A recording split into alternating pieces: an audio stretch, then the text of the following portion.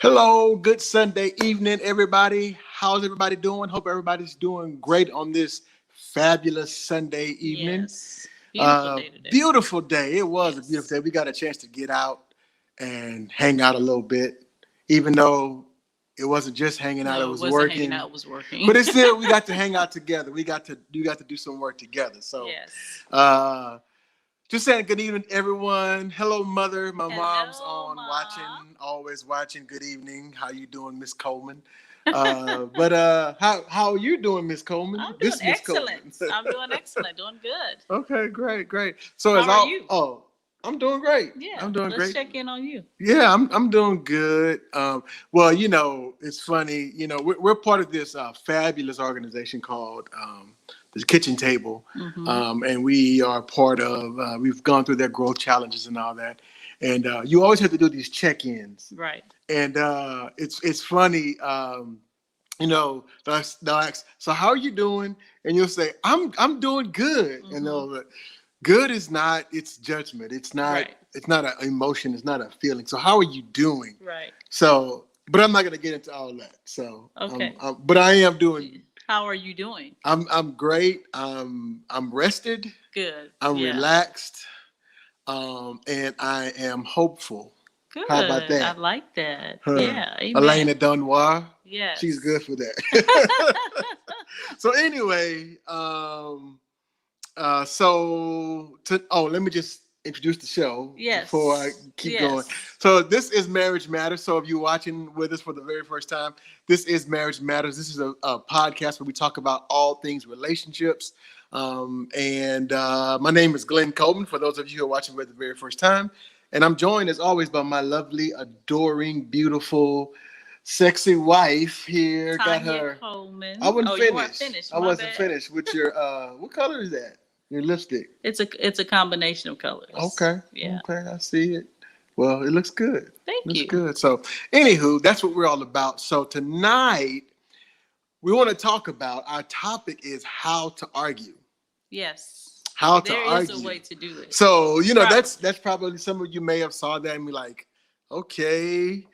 So we're going to give you some tips and tricks on how to argue. Mm-hmm. The first thing, I guess, that I want to talk about, because I Googled arguing or argue, or not. Yeah, I Googled argue. And so this is kind of what Google said. It says argue or an argument or argue is to give reasons or cite evidence in support of an idea, action, or theory, typically with the aim of persuading others to share one's view. Okay. The other definition is to exchange or express diverging or opposite views, typically in a heated or angry way. Wow. So typically, when we think about arguing, most likely we're going to go with that second, right? Because it includes that heated way, right? But here's the thing that we want you guys to know tonight is that arguing does not have to be heated. Right. Arguing does not. What's the other thing? Yeah, it doesn't have to be heated or angry. Mm-hmm. It doesn't have to be. Right. Because when you boil all of this down, right? What is arguing really? It's a great debate. It's a difference of opinion. It's a difference of, and both of these definitions, the common thing there was it's a difference of opinions, and that's all an argument is. Right, and an opinion is subjective. There is no necessarily wrong or right.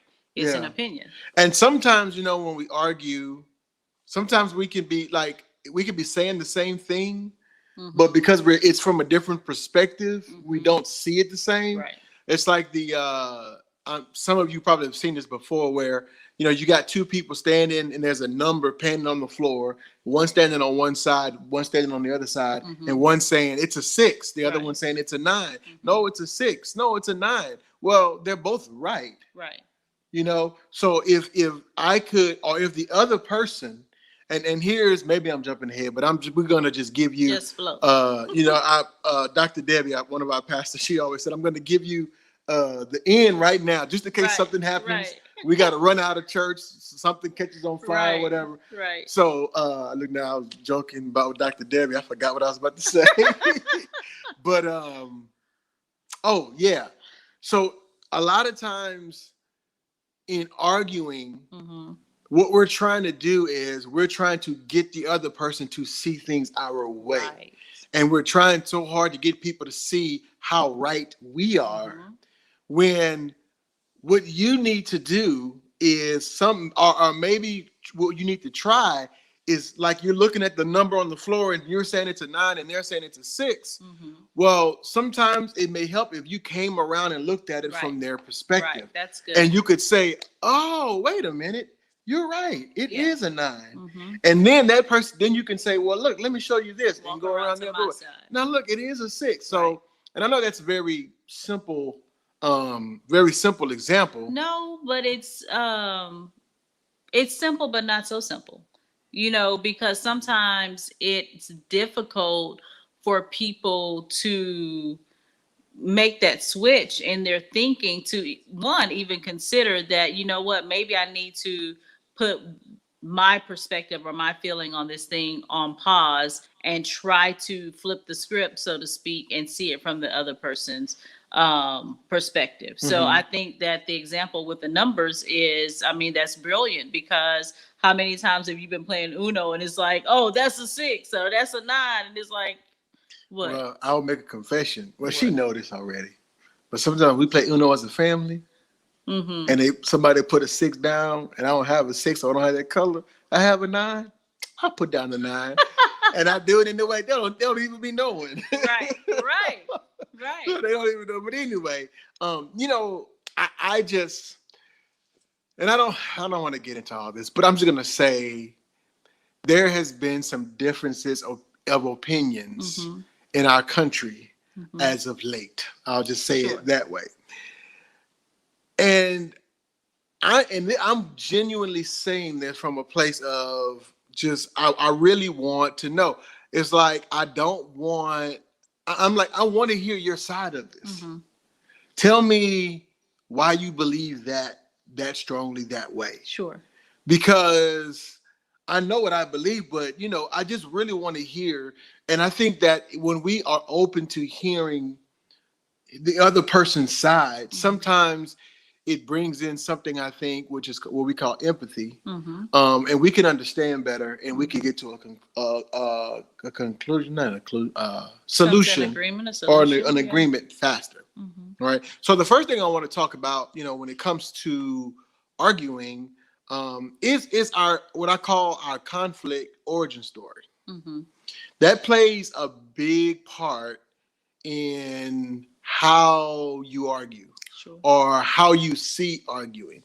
I know for a long time in our marriage, my conflict story is that I didn't see a lot of arguing growing up. My dad and mom were never, I can never remember them, just arguing. Sure. And even just growing up in general, as far as, there may have been a couple of times in growing up in our community where of course I saw some fights, but you know what I mean? Like just arguing. Right. There may be been a couple, maybe in our immediate, or not immediate, but extended family, but it wasn't like a lot. Right. And so for me, because I didn't see that, and I'm glad I didn't see that. I'm glad my parents were not the kind, that, just argued, fussed, and fought all the time.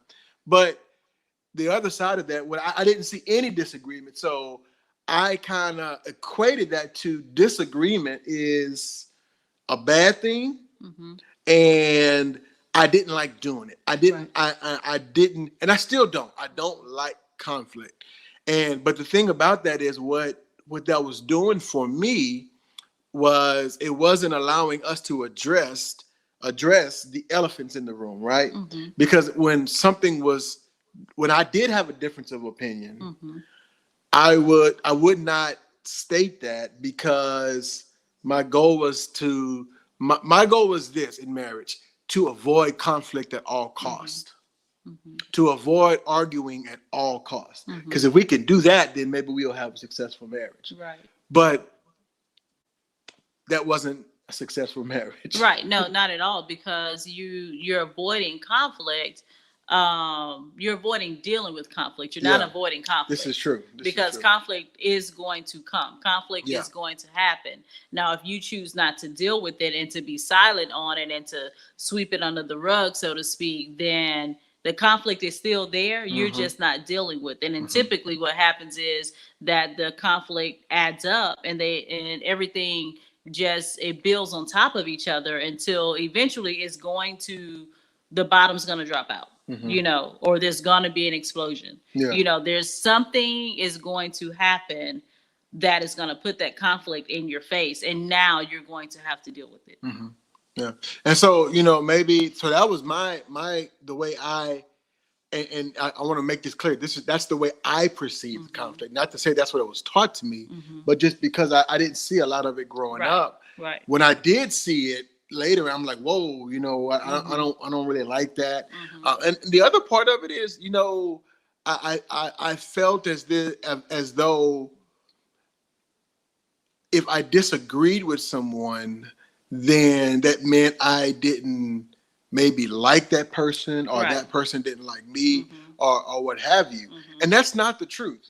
No, just because, you don't see a certain situation the same way, and I think that that's a dangerous place to be. And if I go back to even, like I said, in the country right now, it's like we if people don't think, and I'll say this, even in the church, if people don't think exactly like we think, if their interpretation of scripture is not exactly what, and the Bible says that we all know in part. Nobody knows 100% the truth, right? You know what I'm saying? And I know a lot of people who is like, if you don't believe in exactly like me, then we can't get along, or we can't fellowship together. And that could be further away from the truth, So I didn't want to go in that direction, but I think it all ties in. So that was my origin story as it concerns conflict. So your origin story may have been the opposite. Maybe it was just arguing. And so you don't know. That's the only way you know how to resolve conflict. The only way you know how to resolve conflict is to fight, or to pull out a weapon, or what have you. And my point is, neither of those, sweeping it under the rug or not talking about it, not discussing it at all, and going to the extreme of physical altercation, both of those extremes are incorrect. They're not right. That's not the proper way to argue. Okay, so that's what we want to kind of talk about, how to argue. So the first thing that I want to say, that you have to change your paradigm, or change the way you think about a disagreement. Okay, so a disagreement doesn't necessarily mean that person is attacking you. It's just that they have their own way of seeing. They have their own way of doing. They have their own way of being. And so much plays into that, right? That doesn't automatically mean that person is just diabolically opposed, to you. Right. Absolutely. I think sometimes it's fear puts us in that defensive mode. When someone, may not agree with what we're saying, or how we see things, fear comes up, and we get on the defense. We begin to feel like this person is against me, or they don't care about me, or they don't like me, because really many people haven't been taught how to handle conflict properly. People tend to retreat. People tend to, just figure, okay, if there's conflict, we're not going to make it, this is over, or to, as you, described earlier, to just really have some sort of outburst, emotionally or physically or what have you.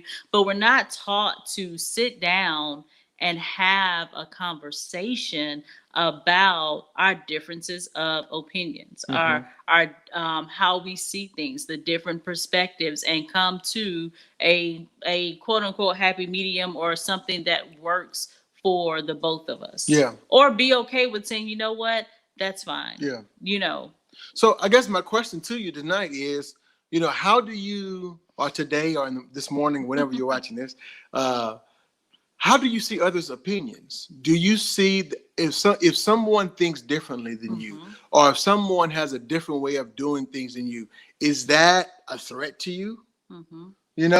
So that's not always the case. Right? Just because someone thinks differently doesn't mean that, like I said earlier, that they're diabolically opposed. So you have to look at others, especially when it comes to. So here's the deal, especially in marriage, right? Because this is the person you married, right? That's right, Ms. Abby. You have to change the way you think, right? So especially this is the person that you married. Right. You said you love this person, and this person loved you. So it's like all of a sudden, just because they have a different thought pattern than you, right? It's like now you're all up, I said you're all up in arms. I find that it's like, what is that? I guess it had to do with maybe arming yourself, like maybe in the olden days, I guess. Up in arms, yeah. They armed themselves for war. Yeah. I don't know. But they just up and on. I heard that the other night. Right, and literally sat in the bed like this, y'all. Yeah, so I was like, what are you doing? I was like, the community is up in arms. So anyway, kind of off the subject. But anyway, what was I saying? Oh, how do you see others' opinions of you? Or not opinions of you, but just others' opinions in general. That doesn't have to be a threat to you. Right. The only time, listen to this. The only time a person's opinion is threatening to you is if you, number one, really don't believe what you believe, what you say you believe. Number two, if you haven't proven out that your method works and is successful, which maybe goes back to the first point, you really don't believe it in the first place, right? So there's some times when people have told me things, and it just don't threaten me because, look, I know what I believe, and even when it comes to, Christianity or whatever, I was listening to a podcast the other day, and the guy talking, he was saying, he had friends that don't believe that Jesus is the Son of God. And he's like, all right, that's cool.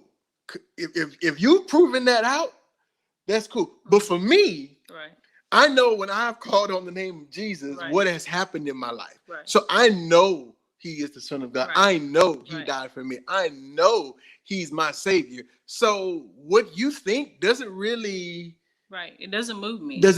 But now, when it comes to marriage, though, the problem is we can't just always have the differences of opinion. We have to learn how to come together and compromise or defer or whatever. Come into an agreement together. That's better. Coming into agreement. So we'll come back to that. But so number one is you have to see, how do you see the other person's point of view? The next thing is understanding that the different thinking is not always a bad thing. No. There's been some things where I did it a certain way, and then Tanya was like, "Well, why don't we do it this way?" And I was like, "Oh, okay." And even there's just other areas in my life where I'm learning to be more flexible and learning how to know that it doesn't always have to be my way. Right. It's like, what's the end result? We were talking with some friends the other night, and we were talking about just this very same thing about how, we were talking about asking for help. And I was saying a lot of times the reason why we don't ask for help is because we want things our way. Right. And we know if we ask people for help, they're not going to do it our way. And I was talking about, like folding towels. I was like, I've come to the conclusion I know when I ask the girls to fold the towels, they're not going to fold them the way I like them to be folded, with the stripes, all facing, this way. And okay, I could argue, well, that's the way I want it. But I'm like, what's the end result? Right. What's the goal? The goal is to get the towels folded. So as long as they're neatly folded and put away, then does it really matter, that all the lines, and my mom's watching, that's Lena Mae's fault, because that's the way she taught me how to fold. And yes, she didn't. She was like, it's gonna be my way. So right. that wasn't that didn't fly. That didn't fly in Lena Mae Coleman's house. But anyway, I love you, mother. And I am. Alicia said, "Oh my God, I struggle with the top." I do too. But I've come to the conclusion that if somebody else has another way or a better way of doing, then I got to be open to that. And I think that I've grown so much in the last few years in this, and as a result of it, I've seen growth in my own life. Right?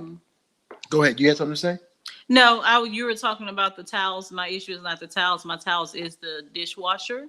And because I have literally taken coursework on loading the dishwasher, my way is the right way. So when they don't do it my way, it is wrong. So let me talk to you about that now, because you do the forks and stuff up.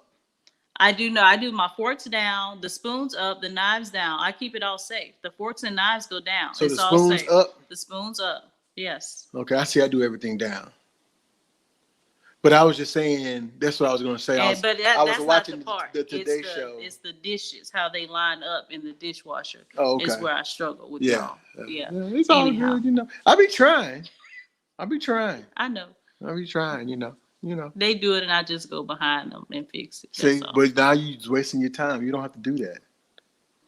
I can fit more dishes and they will be clean. Okay, but just the dishes that are there, let them get clean. And so you don't let them girls stay doing that. Let them do that. They have to do it right. That's the whole point. But see, what's right.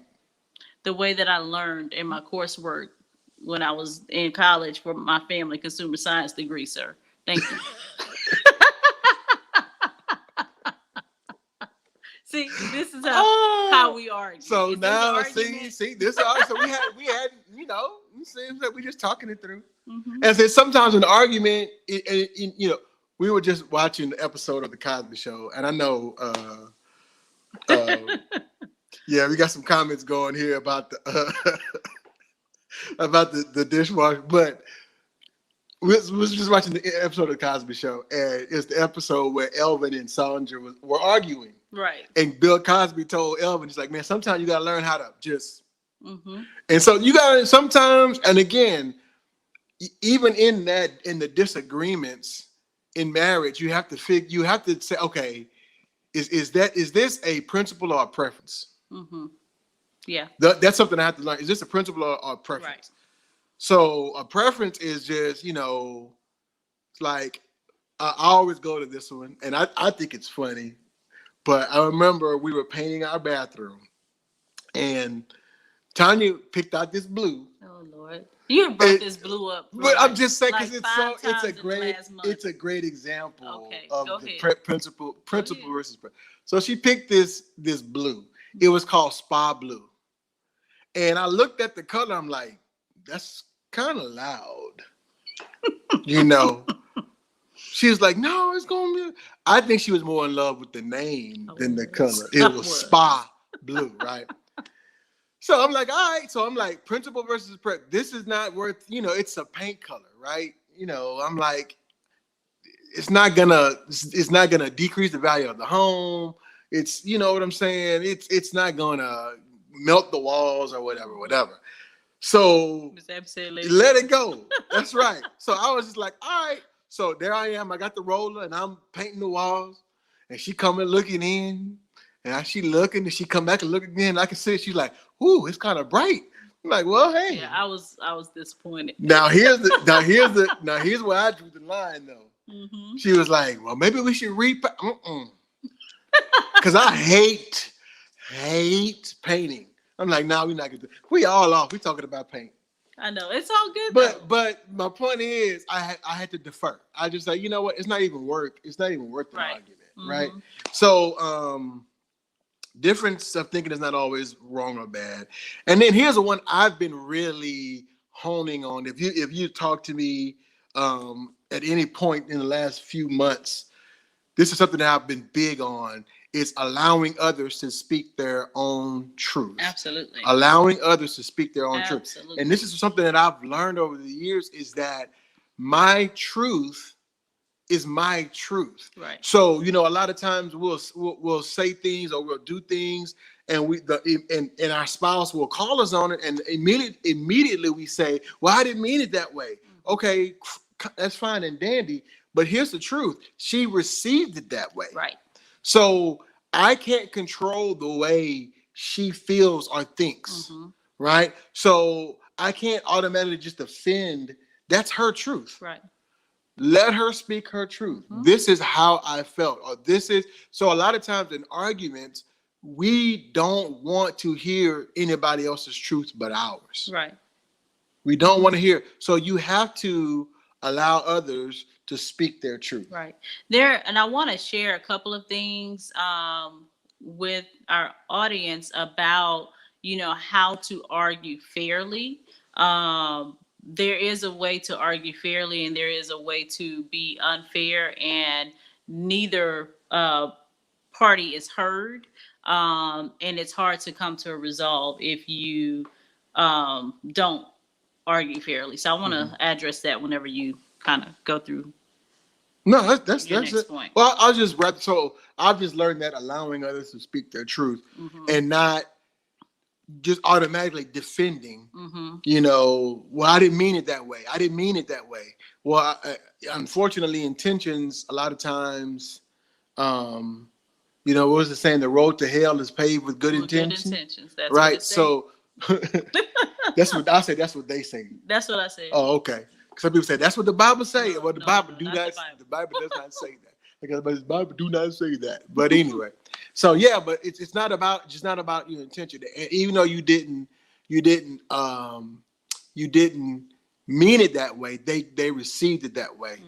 And it's two sides to that. Is once you allow them to speak their truth, then you can then say, well, I really didn't mean it that way. I apologize. Right. And so it lets them know that, oh, they were just joking, and for me, I can be more aware and sensitive to the fact that may cause you some discomfort or grief. Right. When I say or do those things. Like if I keep bringing up the paint story. So I won't bring it up anymore. It's fine. It's fine. That's all. So go ahead and say. So I wanted to share what I call fair fighting rules. There are several of them. I'm going to share each of them, but I probably will only discuss a couple of them in detail because they are the ones that I see happen most often. Number one, before you begin, ask yourself why you feel upset. So before you sit to have a conversation with your spouse, or anyone, anybody, yeah. Why do you feel upset? So that means that I have to investigate, why am I feeling the way that I feel, right? And so we're really big on self-assessing. And so you have to take some time and self-assess, why do you feel the way that you feel? Try to get to the bottom of it, to the root of it, to come to some sort of really powerful or clear way, let's say clear way of explaining to the other person why you're upset with them, or the behavior, the action, the word, the words that they use, what have you. Yeah, because I was going to say, sometimes what I found when I do that is I find out that it's me. Right. And so you don't have to go to the other person. I don't even have to go to the other person. It's me, right? Exactly. Go ahead. Go ahead. I was gonna say I'm the reason why I feel this way. Yes. And it's self-check. And it's nothing to do with the other person. Exactly. It's just that triggered that for me, but they're not the trigger, I am. Right. That's good. So number two, discuss one topic at a time. And so oftentimes when we, do some work with some couples, they're like issue topics. They're pulling things from 2 years ago, 5 years ago, you know, In and 1968. right. And so I know that if this is how they're discussing this with us, that it's really more escalated when they're one-on-one. Yeah. And there you can't get any clarity. You can't get clearness when you're addressing all of these different topics at the same time. You need to slow down and let's address the issue at hand here today. Mm-hmm. And maybe we need to get some help to address the other issues that we have pretty much swept under the rug. One issue at a time. One issue at a time. Okay. No degrading language. Discuss the issue, not the person. No put down, swearing, or name calling.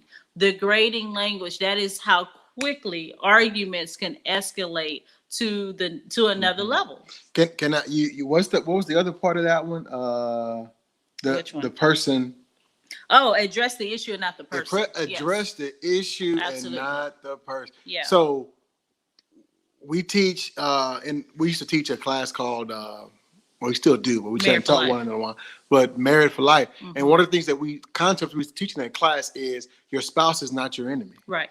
And so there's a saying that I say, I got it from Quest Green, who is another marriage. He and his wife, Quest and Faith Green, they have a marriage ministry, but I stole it from him, so I claim to do not. But it's like he says, you're not the problem. Your spouse is not the problem. The problem is the problem. You and your spouse need to come together to fight the problem and not each other. Not one another. Amen. So you're not fighting the person. You're fighting the issue. So I just want to throw that. That's in good. There. That's really good. So when you are fighting against the issue and you're coming to that person about it, your spouse or whomever it may be, then the next thing is that you need to express your feelings with words. And so oftentimes when we're angry, we're screaming, or not we, but people scream and yell and do all of these different things. And it can sometimes get physical. You have to be able to express yourself with your words. And when I say that, what I mean is not that you always do whatever. No, I feel you want to see my, I feel you want to be able to say how you feel. I feel that, when you always bring the car back, and you don't want to use always because probably 99.9% of the time it doesn't happen always, but often when you use the car, you bring it back on E, if that's an argument for you and your spouse.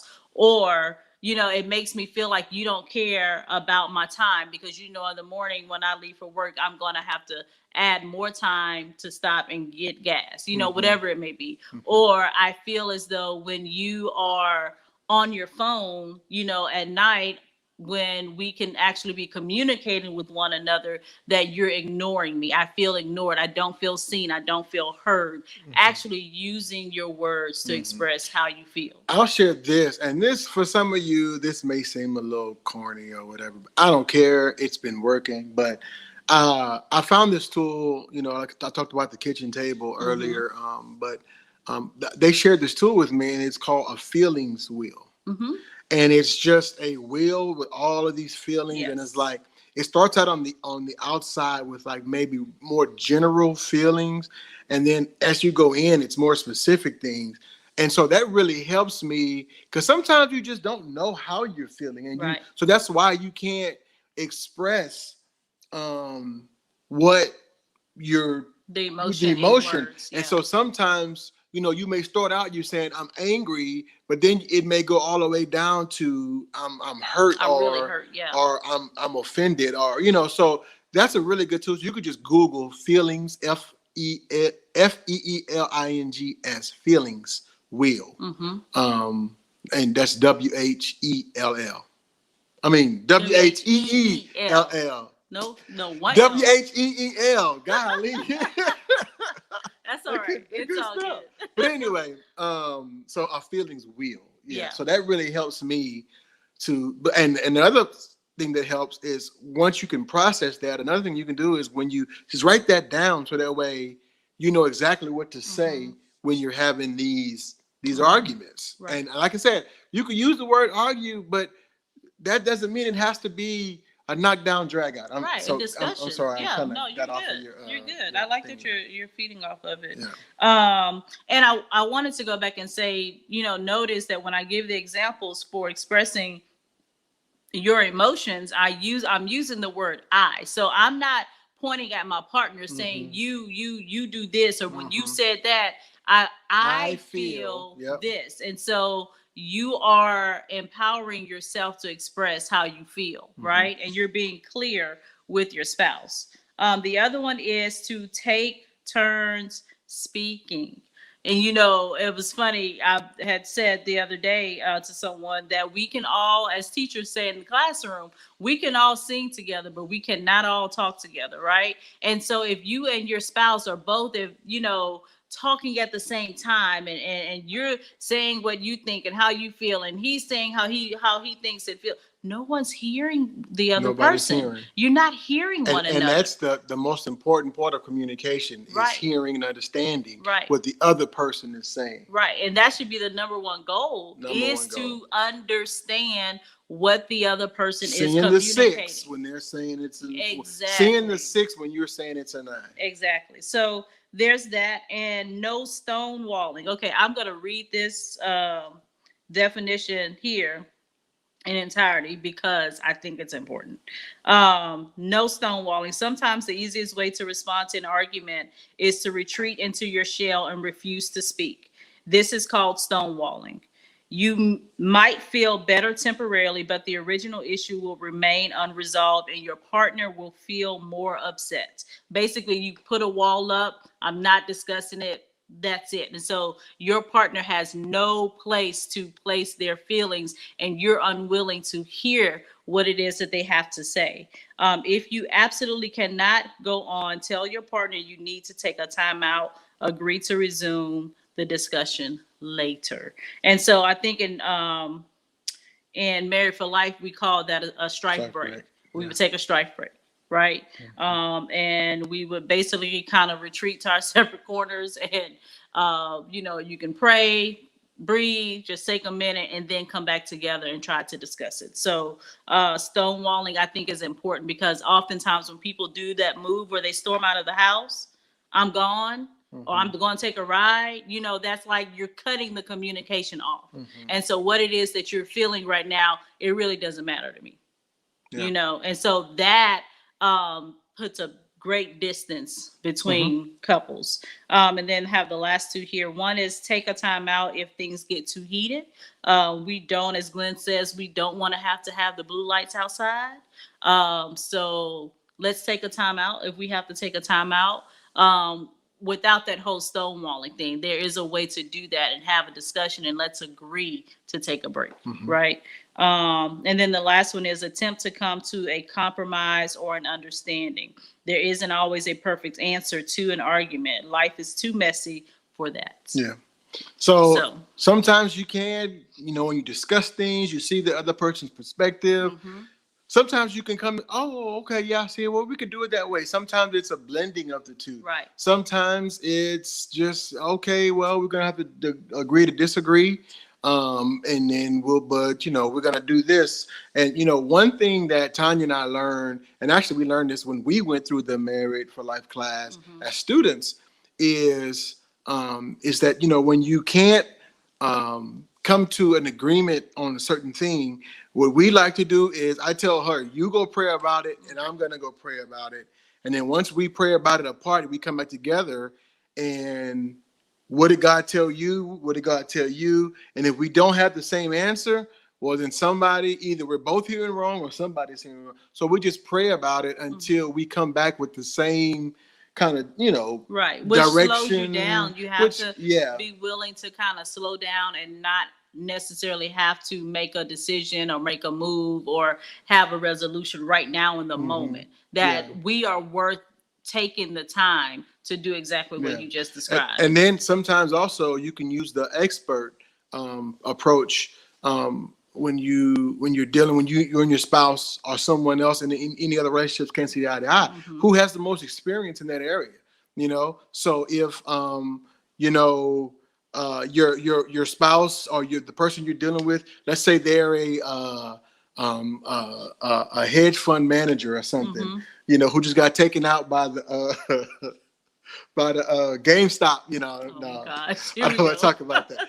Anyway, but let's just say they're a loan officer at a bank or whatever. So they have a background in finances. So you guys are, I don't know, trying to save money or whatever, do a budget or whatever, and they're saying, I think we should do this, and you're saying, I think we should do that. Well, if this person has a background or has more experience in that, maybe you should defer to the other person who has more experience. Yeah, Or maybe, if, Tanya, her degree, she was a teacher. She has a degree in family and consumer science, like she said.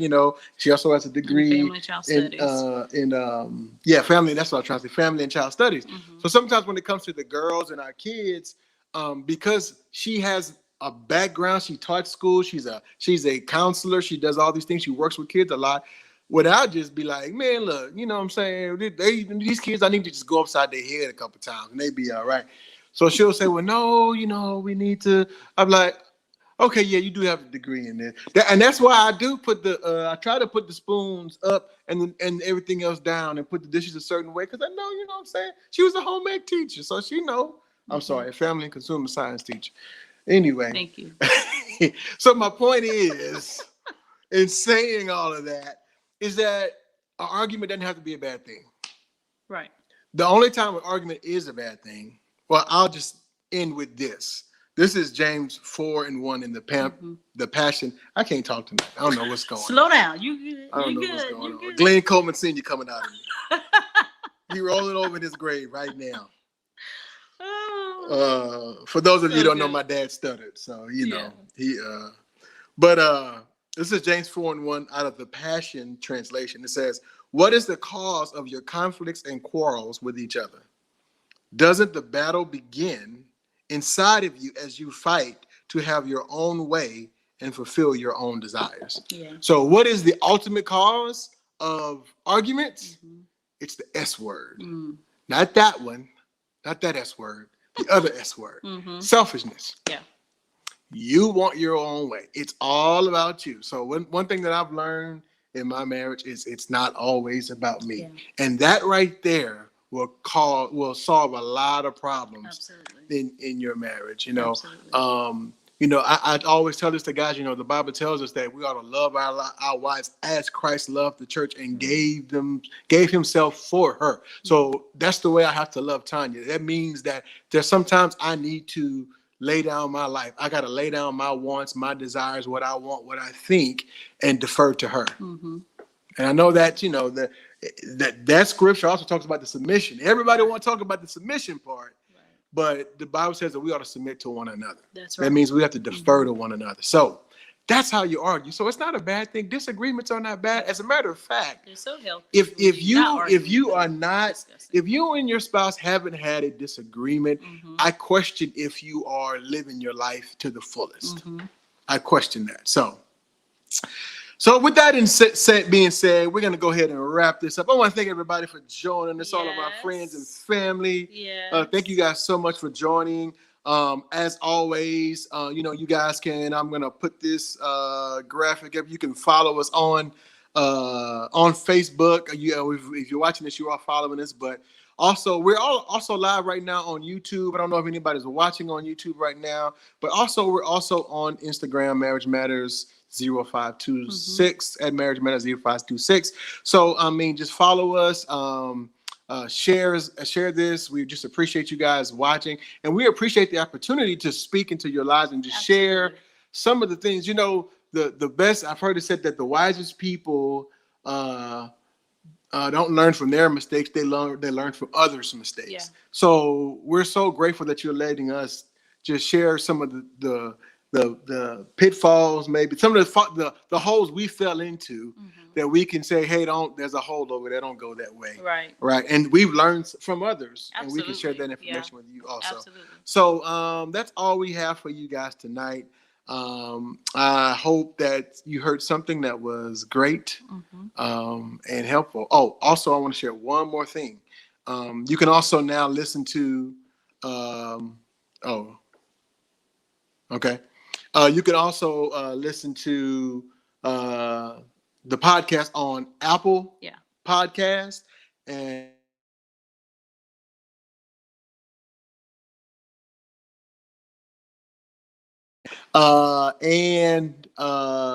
Anchor. So if you like listening to podcasts, you can do that. I love listening to podcasts, driving in my car or what have you, working or what have you. It's a great way just to consume information and let it get inside of you. So we're available on all of those digital outlets and pretty much mostly all of them, but those are the major ones. So you got anything else you want to add? No, that's it. Just want to say thanks again to everyone that joined us. Saw quite a few people in the comments. We definitely appreciate your comments, your feedback, your encouragement. Thank you so much, Kelly, for that comment. We enjoy sharing. So we will see you here next week. Okay. So this is Glenn and Tanya Coleman saying, no, reminding you, right? Yes. This is Glenn and Tanya Coleman reminding you that your marriage matters. We'll see you next week. Bye, guys. Have a good one.